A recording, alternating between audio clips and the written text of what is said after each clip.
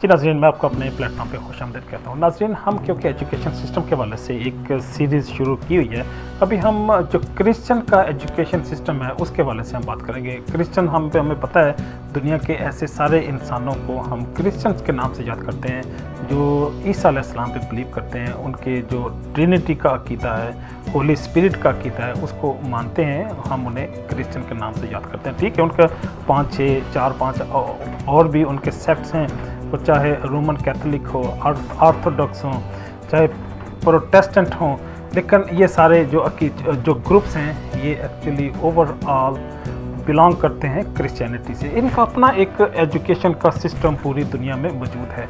इनके हम यहाँ पे आपके सामने 7 डिफरेंट कंपोनेंट या फंडामेंटल कंपोनेंट आपके सामने पेश करने की कोशिश करेंगे। हमें पता है जब भी हम किसी एजुकेशन सिस्टम का, पर्टिकुलरली किसी रिलीजियस एजुकेशन सिस्टम का की हम बात करते हैं तो उनके 7 पैरामीटर्स हैं जिसकी बुनियाद पे हम उस सिस्टम को स्टडी करते हैं। पहला, उसके कोर प्रिंसिपल्स क्या हैं, उनके फंडामेंटल बिलीव्स कैसे हैं, फिर उनका करिकुलम क्या है, उनके इंस्टीट्यूशंस किस तरह के और कौन कौन से हैं, उनको पैट्रनेज, उनकी एडमिनिस्ट्रेशन मैनेजमेंट, उनकी फंडिंग कौन करता है। फिर जो छठा है, उनके ग्रेजुएट्स को हम क्या नाम देते हैं और किस प्रोसीजर से वो ग्रेजुएट होते हैं। लास्ट वन, 7वां, इनका इम्पैक्ट क्या है, जो क्रिश्चियन एजुकेशन सिस्टम का पूरी दुनिया में इनका इम्पैक्ट क्या है। तो जो सबसे पहला इनका पार्ट है, जब हम क्रिश्चियन एजुकेशन सिस्टम की बात करते हैं कि इनके कोर एलिमेंट्स या कोर प्रिंसिपल्स कौन से हैं। हमें पता है जो क्रिश्चियनिटी है वो हज़रत ईसा अलैहिस्सलाम से स्टार्ट हुई और हज़रत ईसा अलैहिस्सलाम 6 या 4 बिफोर क्राइस्ट, उनकी अपनी पैदाइश से, ये जब हम BCE का नाम यूज़ करते हैं तो ये इसको बिफोर क्राइस्ट इरा का नाम भी देते हैं। कुछ लोग इसे बिफोर कॉमन इरा का नाम भी देते हैं, कुछ लोग इसे बिफोर करंट इरा का नाम देते हैं। तो इसका मतलब है कि करंट इरा से या जो कॉमन इरा से अप्रोक्सीमेटली 4 या 6 साल पहले हज़रत ईसा अलैहिस्सलाम इस दुनिया में तशरीफ़ लाए। जब वो दुनिया में तशरीफ़ लाए तो अप्रोक्सीमेटली वो 32 ईयर्स तक दुनिया में रहे और 30 आफ्टर क्राइस्ट या आफ्टर करंट एज वो दुनिया से तशरीफ़ ले गए। तो बैतुल्लहम में, यरूशलेम में, फ़लस्तीन में उनकी पैदाइश हुई, जो आजकल इसराइल का पैरल पार्ट है। वहाँ पे वो पैदा हुए और हम उन्हें ईसा अलैहिस्सलाम के नाम से याद करते हैं, लेकिन जो क्रिश्चियनिटी है वो उन्हें जीसस के नाम से याद करती है। न्यू टेस्टामेंट्स जो बुक है, जो डॉक्ट्रिन है, वो हज़रत ईसा अलैहिस्सलाम से बिलोंग करती है। हम उनको अंजील के नाम से याद करते हैं, लेकिन क्रिश्चियन बजाते खुद उन्हें गॉस्पल का नाम भी देते हैं। तो गोया उनके और हमारे अकायद काफ़ी सारे मिलते जुलते हैं। तो एक तो हो गया उनके कोर प्रिंसिपल और उनकी हिस्ट्री। अब हम उनके कोर बिलीव की बात करें तो वो अंबिया पे ईमान लाते हैं। उनके अंबिया हमारे अंबिया एक ही हैं, वो चाहे मूसा अलैहिस्सलाम हो, इब्राहीम अलैहिस्सलाम हो।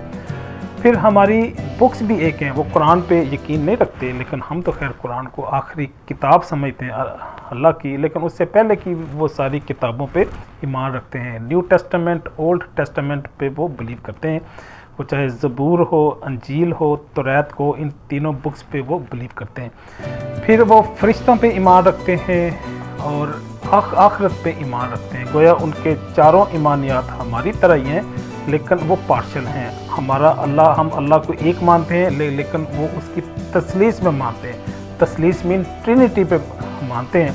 वो गॉड, होली स्पिरिट और सन को खुदाई में, रबूबियत में शरीक करते हैं, लेकिन हम उसके कायल नहीं हैं।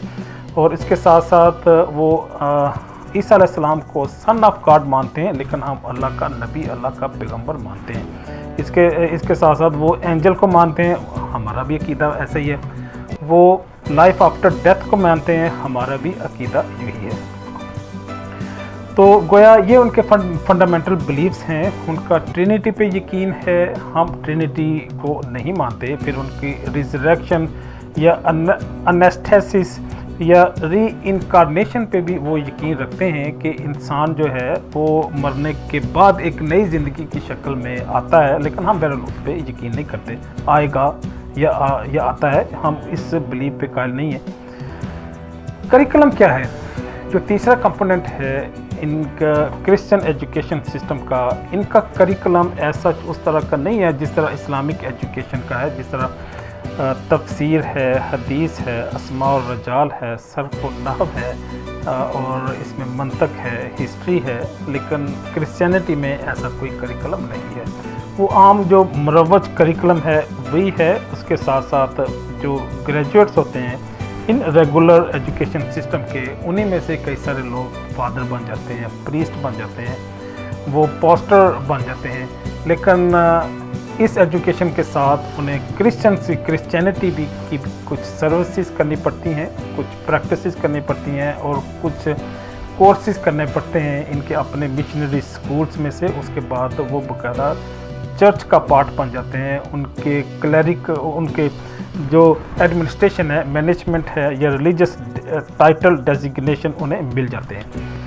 तो गोया उनका जो करिकुलम है सच कोई सेपरेट करिकुलम नहीं है, लेकिन उनकी अपनी जो चैपल सर्विसेज हैं, रिलीजियस एक्टिविटीज़ हैं, उनमें पार्टिसिपेट करते हुए जो वर्शिप और प्रेयर के अतबार से जब आप एक्सपर्ट बन जाते हैं तो जो फादर पोप आपको अपनी कम्युनिटी में वो एक्सेप्ट कर लेते हैं।